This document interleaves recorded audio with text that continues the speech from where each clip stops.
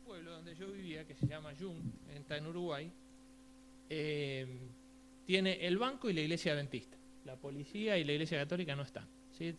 Frente a la plaza, está en una esquina está la iglesia adventista, en la otra esquina está el banco comercial. Y me acordaba de eso, de cantar esos himnos de chiquito. Bien, hace un montón que quería recuperar este tema. Es un tema que me parece muy interesante y que no es un tema lindo, ¿sí? Porque a quién le gusta hablar de las pruebas y de los problemas. Creo que a nadie. Pero si le digo a alguien que levante la mano y que me diga que no tuvo problemas esta semana, probablemente habría pocas manos. Y si hubiera alguna, la salida todos iríamos a preguntarle cómo hizo para pasar la semana sin problemas. Pero bueno. Hermanos, hay una palabra que se llama crisol. ¿Sí? ¿Qué es un crisol? Un crisol es como un pequeño recipiente, ¿sí? Que está hecho de barro o puede estar hecho de algún otro material, creo que es hidroxiapatita, es un material refractario sumamente resistente, y en el cual se coloca un material que queremos purificar. ¿Sí? Esto puede ser oro, el oro es por ahí el más conocido, pero hay un montón de materiales que para sacarle sus impurezas se los coloca dentro de un crisol y se los calienta mucho. ¿Sí? Los hornos de nuestras casas se calientan hasta, ¿cuánto? 300 grados, más o menos.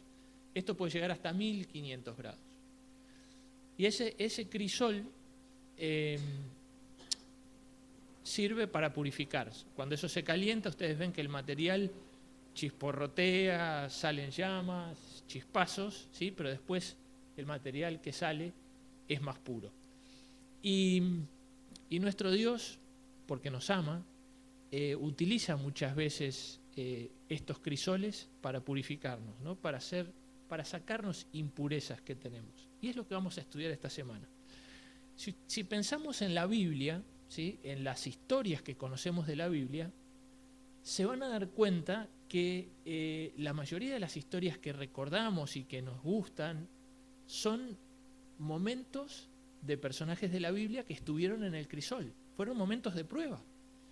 Lo que pasa es que como están todos los relatos uno al lado del otro, nos parece como que fueron todos juntos, pero son muchos años separados. Y les traje algunos ejemplos para que nos acordemos. ¿Cuándo empezó José a tener sueños, más o menos? ¿Sí? Que empezaron sus primeros problemas. ¿Qué edad tenía más o menos? 17 años. ¿Sí? Lo busqué, 17 años. ¿Sí? Era un nenito. 17 años. Ahí de los 17 tienen los sueños, ¿sí? Viene su gran crisol. Su segundo gran crisol fue cuando fue con la esposa de Potifar. Ya tenía 26 años. Fíjense todos los años que pasaron entre medio. Pero fíjense cómo las pruebas siguieron para José. Recién a los 29 interpretó los sueños, ¿sí? Fue nombrado gobernador. A los 40 recibió entonces a su familia que volvió a vivir con él en Egipto. Entonces toda su vida, toda la vida de José, hubo pruebas y pruebas muy fuertes, ¿sí? Pero esas pruebas lo fortalecieron para llegar a ser el cristiano que fue y quedaron para nosotros para tomar lección de eso. Fíjense Daniel, por ejemplo. Daniel también a los 17 fue llevado cautivo a Babilonia. Y a los 17 fue cuando él tuvo la prueba de la comida, ¿sí? Entonces uno diría, bueno, enseguida, ¿qué pasó? El sueño de Nabucodonosor, Daniel tenía 18 años. O sea que fue un joven, ¿sí? Como muchos de los que están acá, que tuvo en el crisol de temprano, Dios lo estaba preparando. Recién a los 40, ¿sí? No hay otro registro de que hubiera habido pruebas para Daniel en la Biblia. A los 40 es cuando Nabucodonosor se vuelve loco, ¿sí? Donde él tiene que decirle, vas a ser arrancado del reino. ¿Y saben qué edad tenía Daniel cuando vino del foso de los leones? 83 años. Ya era un viejito, ¿sí? Y aún ahí Dios tenía cosas que purificar en Daniel. Fíjense, después toda una vida de fidelidad, de entrega a Dios. No es que Daniel fuera malo, no es que Daniel no fuera un cristiano, no es que Daniel estuviera alejado de Dios. Había cosas que Dios tenía que trabajar en él. ¿sí? En el 83 vino el Foso de los Leones, y miren qué curioso. Después de esa experiencia es donde Daniel tuvo todas las visiones que quedaron para nosotros, para la posteridad, ¿no? De las profecías, los de las 4 bestias, la visión del macho cabrío, todo eso vino después del Foso de los Leones, ¿no? Después de esa experiencia tan traumática, podríamos decir. ¿A quién le gusta sufrir, hermanos? Si yo hiciera esa pregunta, probablemente nadie levantara la mano. Pero si cambiáramos un poquito el ángulo de la pregunta y yo les preguntara, piensen en la experiencia más traumática que han tenido. Piensen en el crisol más duro que les tocó vivir. Que quizás, hermano, hasta el día de hoy no tengas respuesta. Quizás todavía no entiendas por qué Dios te puso en ese momento. Pero sí te podrás dar cuenta que después de esta experiencia sos un mejor cristiano. Y te invito a que pienses, a que reflexiones. ¿Cuál fue tu momento de mayor prueba? ¿Cuál fue el momento que le hizo decir a David cuando ande en valle de sombra y de muerte? Y pensar, hermano, si después de eso no saliste más fortalecido. Antes de entrar a ver algunos distintos tipos de crisoles por los cuales Dios nos puede poner para limpiarnos y hacernos mejores, más útiles en su obra, me gustaría que no perdamos de vista de que por más que pasamos en estas pruebas, por más de que a veces pensamos que Dios no está, Dios está siempre con nosotros, ¿sí? La semana pasada estudiamos y vamos a leer un montón de versículos, así que no vamos a leer esto, pero si ustedes se acuerdan, en Mateo 6, en Mateo 6:4, 6:6 y 6:18, en todo momento Dios nos habla de una relación personal. Dice, cuando des una limosna, dala en secreto, ¿sí? Porque yo que te veo en lo secreto, te voy a recompensar en público. Cuando ores, orá también en secreto, que yo que te veo en lo secreto, te voy a recompensar en público. El plan de Dios es relacionarse con nosotros. Entonces, cuando hablemos ahora del crisol, que son temas difíciles, hermanos, son temas difíciles porque cuando estamos en problemas parece que Dios nos ha abandonado.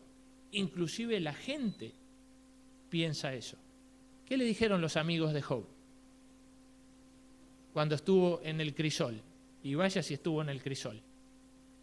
¿Qué le dijeron los amigos de Job? ¿Cuál fue el resumen de todos los discursos de los amigos de Job? Y algo habrás hecho.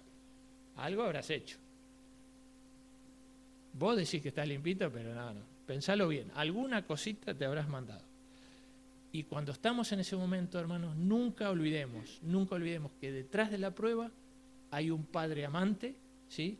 Es el mismo Padre que nos dice, aquí estoy a la puerta y llamo. Es el mismo Padre en el que David se sentía confiado cuando dijo en el Salmo 23, cuando ande en el valle de la sombra de la muerte, no temeré mal alguno porque tú estarás conmigo. Probablemente lo más estresante, esa es la palabra adecuada, lo más estresante de cuando sobrevienen las pruebas, es que vienen por sorpresas, ¿sí? O sea, vamos al médico a buscar unos resultados y algo salió mal. De repente vamos manejando y se nos atraviesa un auto, un accidente. Un día llegamos al trabajo y nos mandan una de esas cartitas que no queremos recibir. Una persona que nosotros apreciamos o que queremos y de repente nos enteramos de que está diciendo alguna cosa por detrás nuestra. Y esas sorpresas son las que nos estresan, ¿sí? Y no sé lo que les pasa a ustedes, pero cuando me pasan a mí, disculpen, tengo la voz media tomada, cuando me pasa a mí, una de las primeras reacciones que tengo, y que es muy humana, es ¿por qué a mí? Uno dice, pero si hay tantos por ahí, ¿por qué me tiene que tocar a mí? Y eso es lo que queremos ver esta semana. Y los voy a invitar a buscar el primer versículo, vamos a ver varios versículos hoy, es Primera de Pedro 4:12, ¿sí? Para ya meternos de lleno en el tema de esta mañana. Y acá dice Pedro, dice, queridos hermanos, no se extrañen del fuego de la prueba que están soportando, como si fuera algo insólito. Al contrario, alégrense de tener parte en los sufrimientos de Cristo para que también sea inmensa su alegría cuando se revele la gloria de Cristo.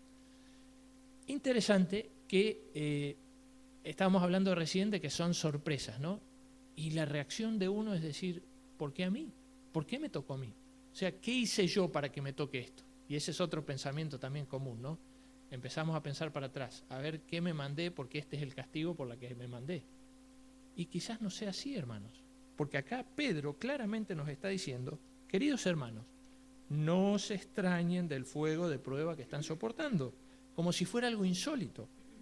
Al contrario, alégrense. Y acá uno pensaría, ¿sí?, que Pedro está diciendo algo que no está bien, ¿sí? Porque si uno se alegra cuando sufre, eso tiene un nombre, es una patología, es una enfermedad. ¿Cómo se llama eso? Masoquismo, ¿sí? ¿Somos los cristianos masoquistas? ¿Nos gusta sufrir el dolor? No.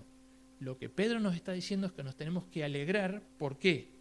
Porque somos parte de los sufrimientos de Cristo para que también sea inmensa su alegría cuando se revele la gloria de Cristo. Y a veces vemos esto, a veces entendemos la religión como si fuera un producto o como si fuera algo que tenemos que vender o que tenemos que promocionar. Y entonces categorizamos el mundo de una forma simple, ¿sí? Decimos, está Satanás que es malo, está Dios que es bueno. Son dos equipos, claramente, ¿sí? Jesús lo dijo, nadie puede servir a dos señores. ¿En qué equipo estoy yo? ¿En el equipo del malo o el equipo del bueno? Yo estoy en el equipo del bueno, yo estoy en el equipo de Dios. Y si yo estoy en el equipo del bueno, ¿por qué me pasan cosas malas? Y cuestionamos a Dios, ¿sí? Y el mundo, o la vida que nos toca vivir, hermanos, no es tan lineal. No es que si estamos en el bando ganador todo nos va a ir bien.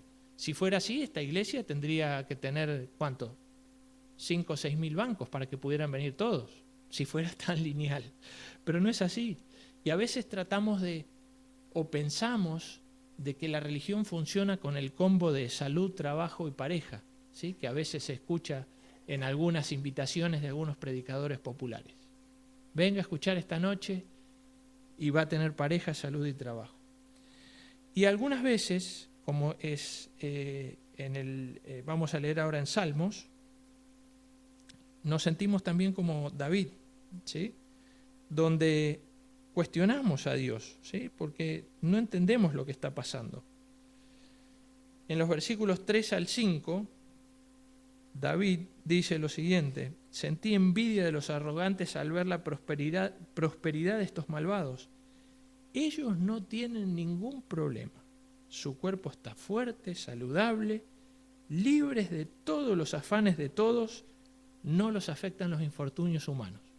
¿Qué está describiendo acá David? Alguien que no tiene problema, alguien que está muy tranquilo. Y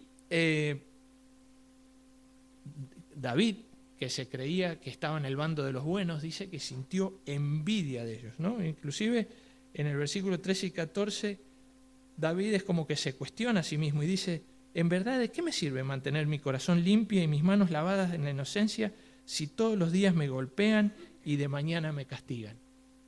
Acá David aparece enojado porque Dios lo estaba probando. Evidentemente en David había cosas que no estaban bien.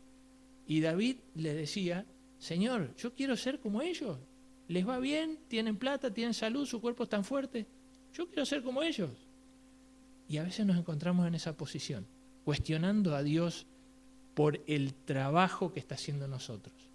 No se preocupen, hermanos, no está mal. Somos humanos. Nosotros no fuimos diseñados para sufrir. Nuestro Dios nos formó para que fuéramos perfectos y pudiéramos gozar de la vida. Por eso es que nos rebelamos contra el sufrimiento. Pero en el mundo que nosotros vivimos, Dios tiene que utilizar esas herramientas para purificarnos, para limpiarnos, para hacernos mejores ciudadanos del reino. Quizás, mientras escuchás esto, podés estar diciendo: está bien, Boris, está bien, Señor, que me quieras purificar, pero yo no quiero que me purifiques más. Llévame así nomás como estoy, con estas impurezas que tengo. Y no es así, hermanos. Tenemos que admitir, tenemos que entender de que nuestro Dios es mucho más sabio que nosotros, nos conoce mucho mejor. Él sabe hasta cuánto puede subir el fuego de ese crisol. Sabe si son 300 o si tal vez nos tiene que poner a 1500. ¿Sí? Él sabe dónde está la impureza que necesita limpiar. Recuerden la historia de Job, hermanos. Job había hecho algo malo.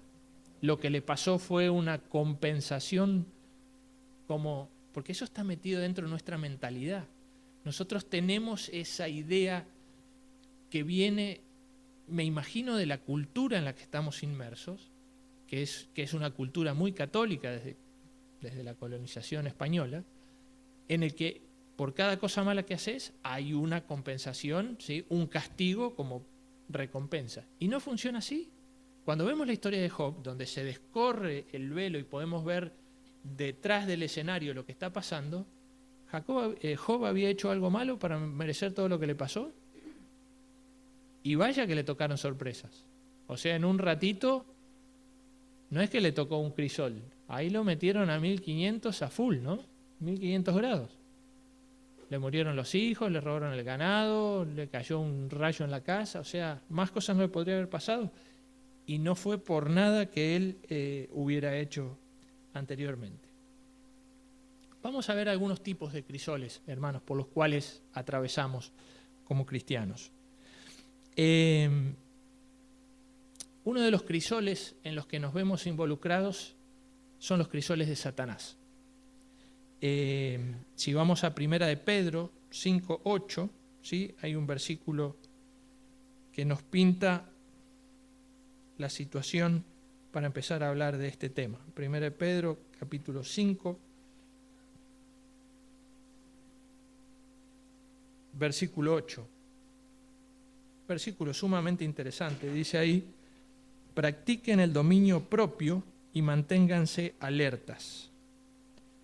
Su enemigo, el diablo, ronda como león rugiente buscando a quien devorar. Resístanlo manteniéndose firmes en la fe, sabiendo que sus hermanos en todo el mundo están soportando la misma clase de sufrimientos.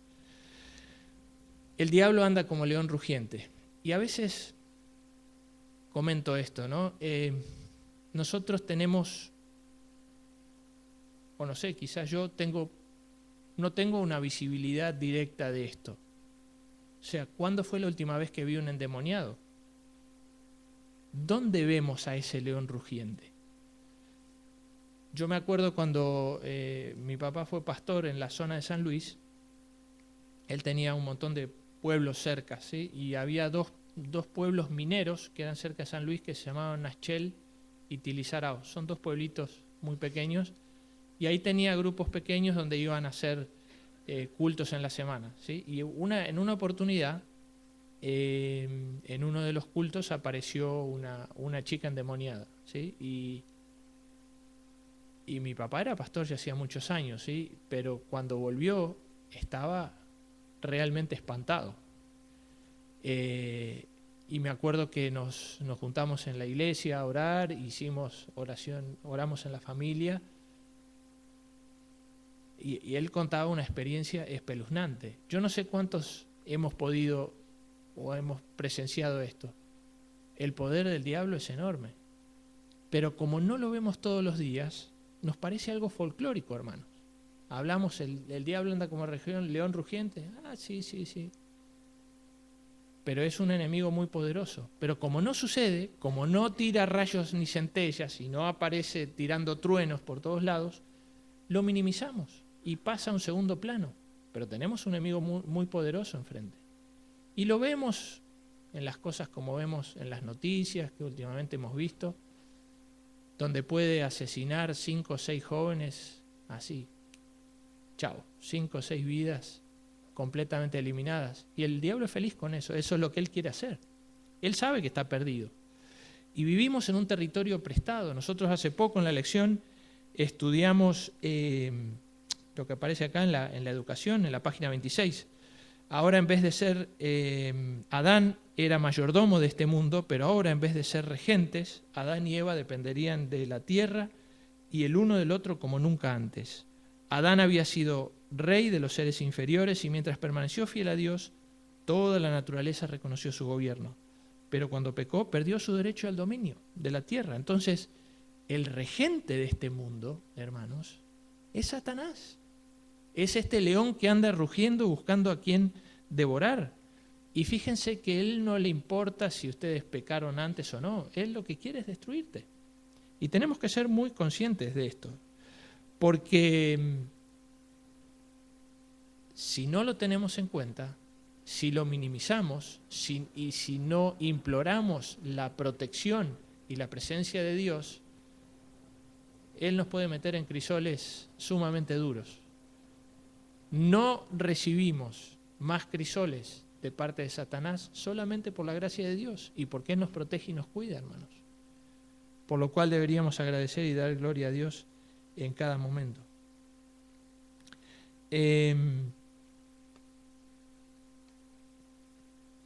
Satanás es un enemigo vencido y mientras estemos conectados con Jesús, mientras nos aferremos a Él por fe, no podremos ser derrotados. Por causa de la cruz, la victoria de Cristo es la victoria nuestra.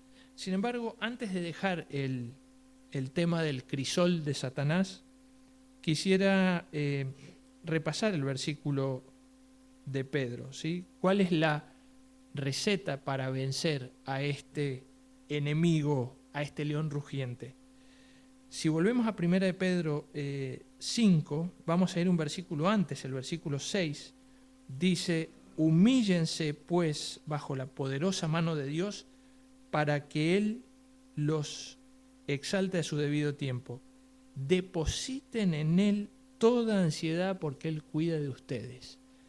Podríamos refrasearlo diciendo: depositen en Él todo su estrés porque Él cuida de ustedes.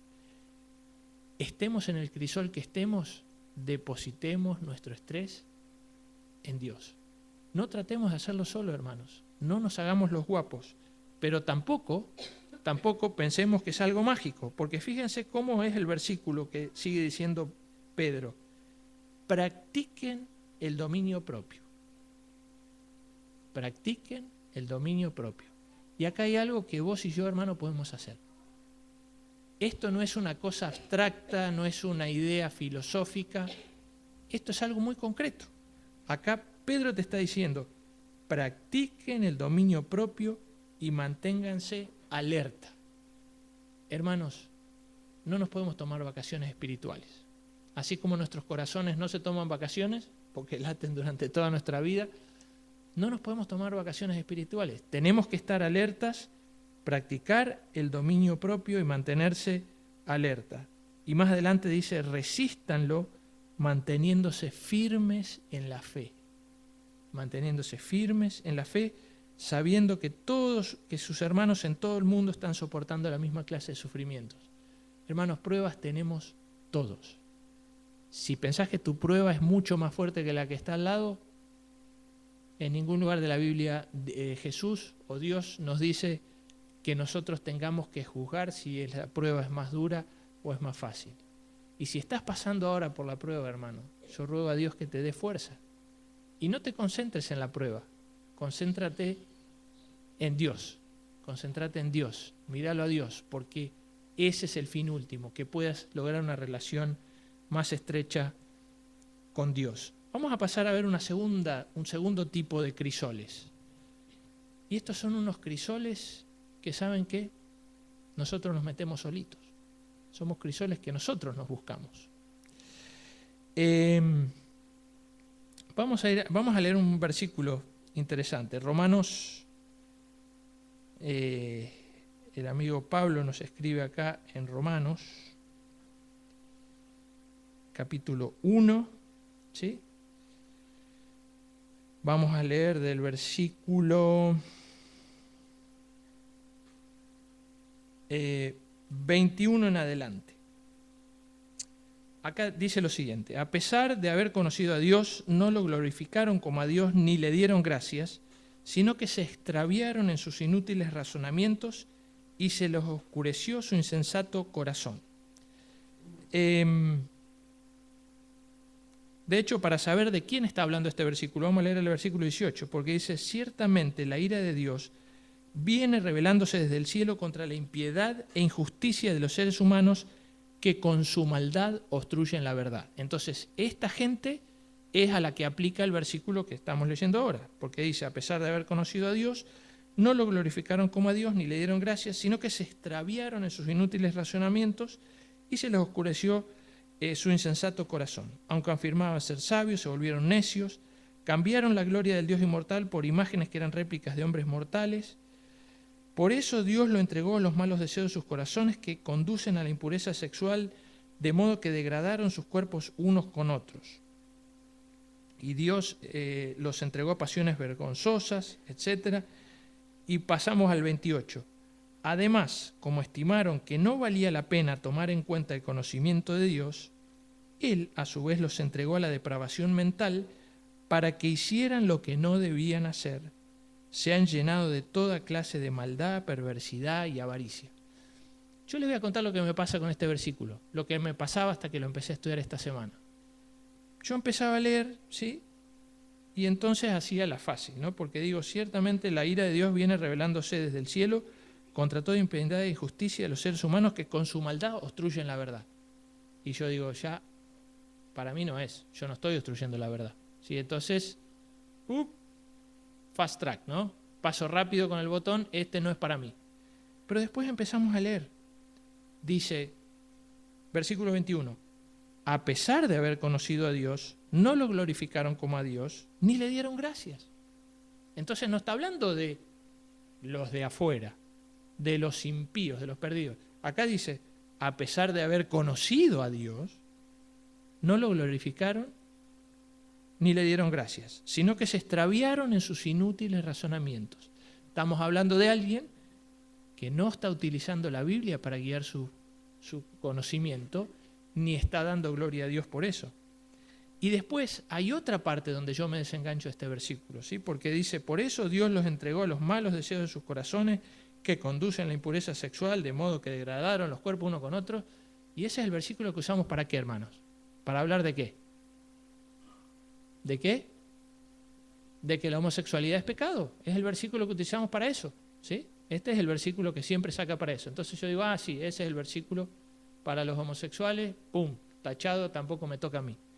Sin embargo, cuando ustedes van para abajo, dice, versículo 28, además, o sea, no es que este es otro grupo diferente, está hablando del mismo grupo, dice Pablo, dice, además, como estimaron que no valía tomar en cuenta el conocimiento de Dios, Él a su vez los entregó a la depravación mental para que hicieran lo que no debían hacer. Y fíjense lo que dice ahora. Versículo 29. Se llenaron de toda clase de maldad, perversidad, avaricia y depravación. Otra vez me desengancho del versículo, porque yo digo, esto no es para mí. Yo no soy ni malvado, ni perverso. Bueno, quizá un poquito avaro, sí, pero me lo perdono, sí, paso eso. Pero después sigue, fíjense que sigue, porque dice, están repletos de envidia, de homicidios, me desengancho, disensiones, sí, eso para mí, engaño, también para mí, malicia, también para mí, son chismosos, también para mí, calumniadores, ¿sí? Enemigos de Dios, insolentes, soberbios, arrogantes, se ingenian maldades y sigue la lista. Y entonces, ¿qué hice yo? Dije, bueno, voy a hacer una lista de lo que es para mí y lo que no es para mí. ¿Sí? Hice la lista, tenía una lista interesante. Pero ¿saben qué? ¿Quiénes hacemos distinciones de pecados?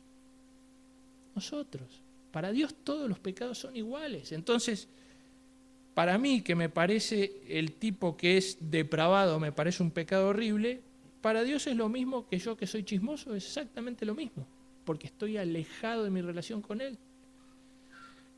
Pero lo que quería llamarle la atención, hermanos, es que este versículo nos dice que cuando nosotros, después de haber conocido a Dios, versículo 21, no glorificamos a Dios ni le agradecemos, ¿sí? Versículo 24 Dios nos entrega los malos deseos de nuestro corazón, ¿sí? Y el versículo 28, como estimamos que no valía en pena tomar en cuenta el conocimiento de Dios, nos entrega a la depravación mental. Y ahí, breve paréntesis, ¿no? ¿Cuántas veces tenemos esta imagen de las películas, ¿no? Donde dicen, busca en tu interior, ¿sí? Y le apoyan la mano en el corazón. Ahí es donde está lo bueno. Hurgá ahí adentro que vas a encontrar. Dios me libre de hurgar adentro, hermano. ¿Qué voy a encontrar adentro mío? Acá, ¿qué es lo que dice? Como estimaron, ¿sí? Dios los entregó a la depravación mental para que hicieran lo que no debían hacer. Entonces, este es uno de los crisoles, hermanos, que podemos evitar si damos gloria a Dios y nos mantenemos firmes y le agradecemos porque Él nos libra del mal y del pecado. Porque si no, ¿sí? Él nos entrega y empieza a salir todo lo bueno que aparece en las películas, ¿sí? Que esta es una lista preciosa, ¿sí? De cosas buenas que tenemos adentro: envidia, homicidio, disensiones, engaño, malicia, insolencia, soberbia, arrogancia. Estamos llenos de cosas bonitas adentro, ¿verdad? Dios nos libre de buscar adentro nuestro, que siempre lo busquemos a Él. Y termina diciendo, saben bien que según el justo decreto de Dios, quienes practican tales cosas merecen la muerte. O sea, de vuelta, nos está hablando a nosotros. Saben bien que esas cosas están mal, ¿sí? Sin embargo, no solo que las siguen haciendo, sino que incluso aprueban a quienes las practican. Es uno de los crisoles que podemos evitar y que nosotros, sin embargo, si nos perdemos en nuestros inútiles razonamientos, si nos enfocamos en tratar de descubrir y de estudiar a Dios, si nos ponemos a buscar adentro nuestro, en nuestras bondades, nos vamos a meter solitos. Y Dios nos va a dejar librados a esa depravación mental. Qué crisol espantoso, hermanos. Qué crisol espantoso, porque empieza a salir todo eso horrible que Dios está manteniendo a cuesta, empieza a brotar, y toda esa lista que nos muestra Pablo empieza a aparecer rápidamente. Pasemos a otro crisol, por favor. Que son los crisoles de purificación. Y estos son los crisoles en Jeremías 9:7, dice, por lo tanto, así ha dicho Jehová de los ejércitos, he aquí yo los refinaré y los probaré, porque ¿qué más he de hacer a la hija de mi pueblo? Pero yo quería ir con otro versículo, que les pido que me acompañen a la lectura. El apóstol Santiago, en el capítulo 1,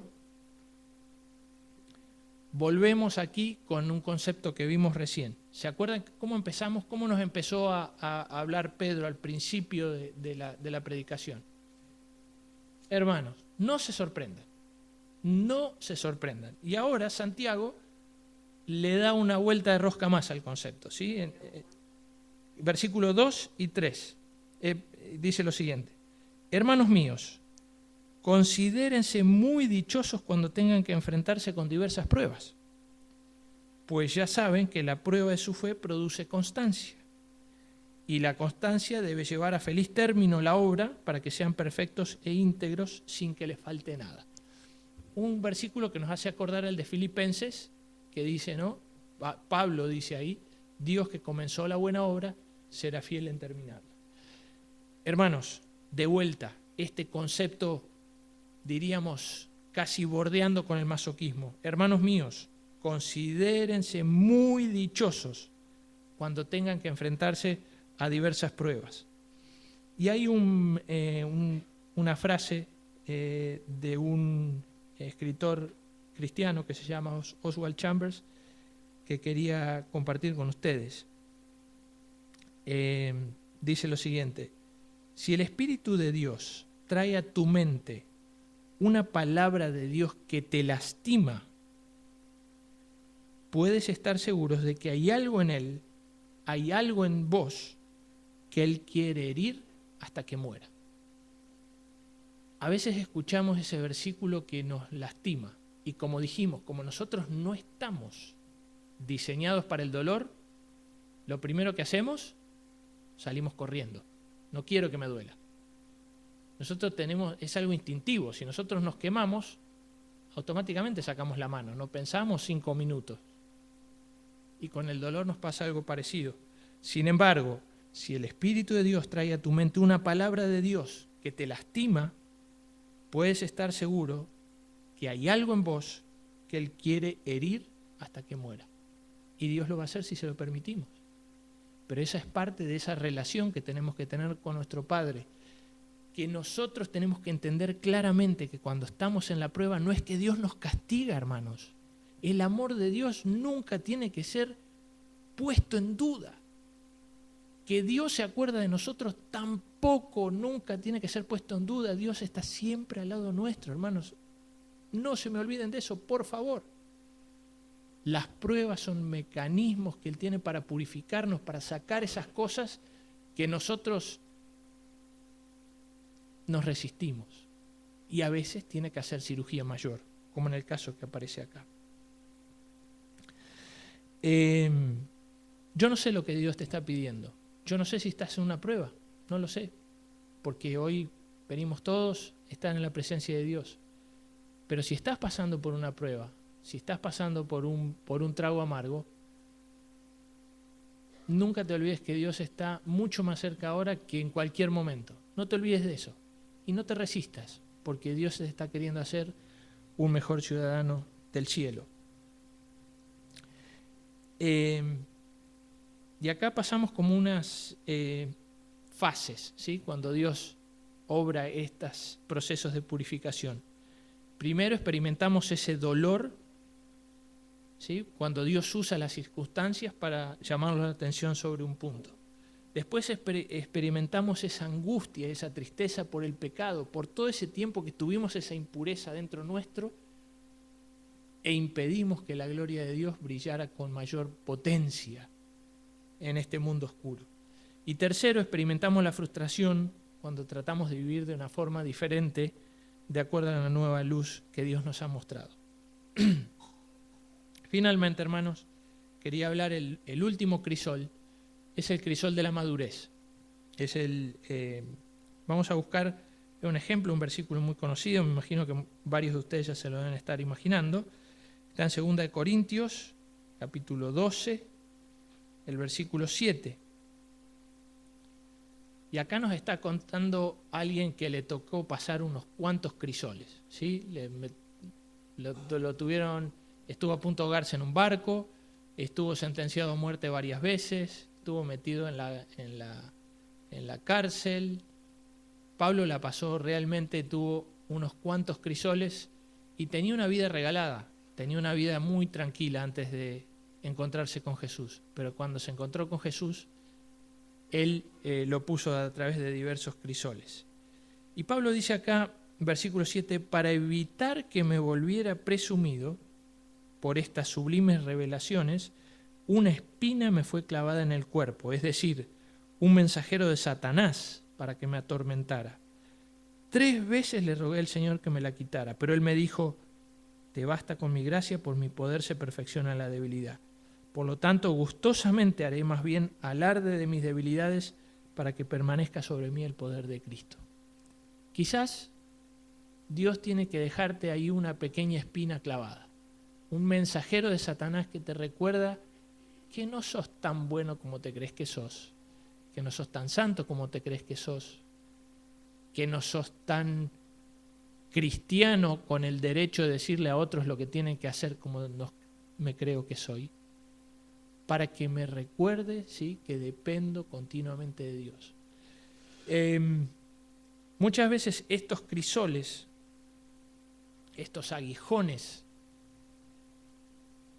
nos concentramos en estos aguijones y vamos al médico, y intentamos.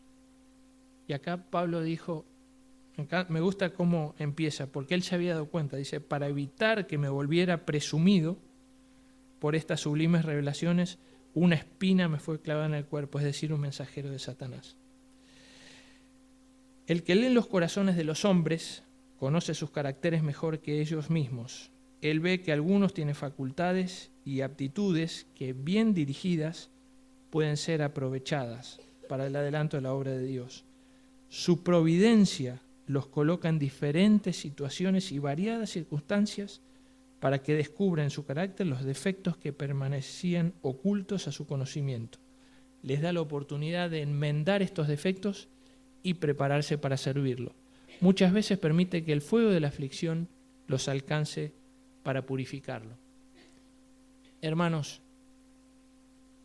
tenemos pruebas y a veces cuando pasamos una fuerte decimos, listo, esta fue la última, ahora empieza la buena, ¿sí? Tengo mala noticia para ustedes, hermanos, la buena todavía no empezó.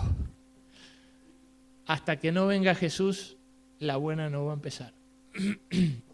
Y así como Daniel, que le tocó estar en el crisol cuando ya era un viejito, cuando ya él podría haber dicho, Señor, ya estoy jubilado, tengo 83. O sea, si 83 es una buena edad en esta época, imagínense en los días de Daniel.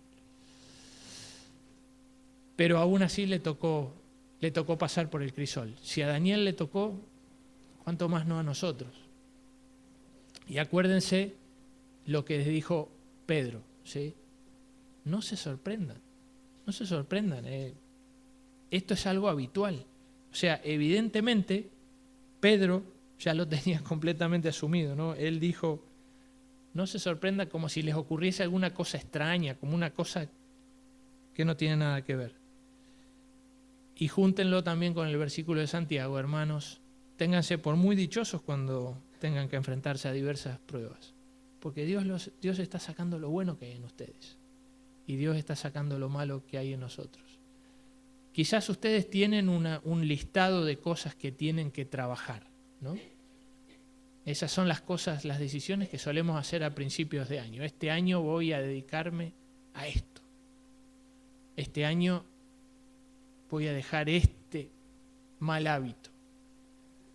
Pero ¿saben qué? Dios nos conoce mucho mejor que los conocemos nosotros mismos. Y Él sabe por dónde empezar, Él sabe cuál es el orden.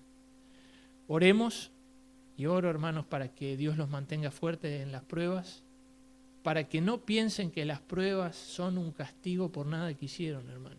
O sea, si eso se cumpliera, todos nosotros estaríamos muertos, porque la paga del pecado es muerto, hermanos. Eso es clarísimo. Entonces, si nosotros pagáramos por las cosas malas que haríamos, estaríamos muriéndonos, nos habríamos muerto hace rato. Eso ya fue arreglado con la muerte de Cristo. Cuando nos pasan cosas malas, cuando vienen las pruebas, es que Dios permite que eso suceda para que seamos libres. Ojo con lo que leímos de Romanos. No vaya a ser que nos estemos metiendo solitos nosotros en un crisol y Dios nos esté dejando librados a la depravación de nuestros pensamientos, que Dios nos libre de ellos. Que Dios les bendiga, hermanos, que Dios les acompañe y que si están en pruebas, que puedan salir victoriosos y más útiles para el reino de Dios. Que Dios les bendiga.